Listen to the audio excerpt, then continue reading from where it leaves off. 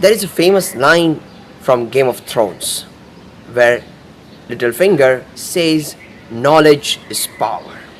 And the next moment, Queen Cersei captures him and orders her guards to surround him and drops a very powerful punchline and says, "Power is power." Hello there and welcome to the book review of 48 Laws of Power by Robert Greene.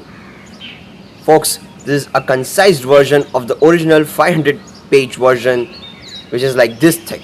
So, I didn't have the time and, the guts to read that. So I bought this concise version. It's about 195 pages. Folks, the caption of the book itself says, "Amoral, cunning, ruthless, and instructive. The 48 Laws of Power." The caption says it all. It is amoral, cunning, ruthless, but instructive. That means anybody who wishes to acquire power in our modern world needs to apply these laws for achieving it. For those who know Chanakya Niti, the great book written by an ancient Indian scholar called Chanakya, this book is of that level. Chanakya Niti also contains instructions and techniques to gain and control a political power. And folks, I can tell you, some of the laws mentioned in here are not for laymen. If you apply them in your life, it might backfire and it might cost you dearly. But for those who are seeking to acquire power in life, those who are seeking to play active politics in their life, in their endeavor, in their business, they need to apply the principles of this book. By reading the book, I found that all of the politicians that we see around ourselves right now have applied some of these laws into real life. When you read this, you'll find that, oh my god, that guy was doing this to the public, doing this to this opponent. While reading the book, I had some aha moments like, oh, that guy applied this specific law to beat his opponent. This book draws its inspiration from the classics of writers like Sun Tzu and Machiavelli. The book is written in very meticulous way. There is no bullshit in that. There are 48 laws and there is nothing except that. So starting from the page, the first law, then the second, then third, and in precise 48 laws, the book gets over.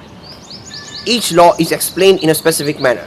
First, only the law is written, then its purport is given, then an example is given, and at last there is a written description of an image that you need to visualize to fully understand that law. And I have no doubt that these laws stand true.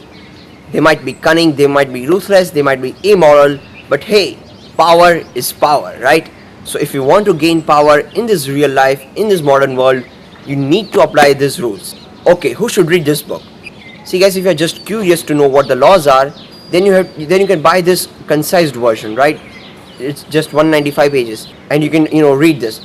But if you want to apply these principles in your life, then I would suggest that you read the 500-page elaborated version, because the laws are same, but Robert Greene has explained those laws in very detail using many examples in that 500-page version.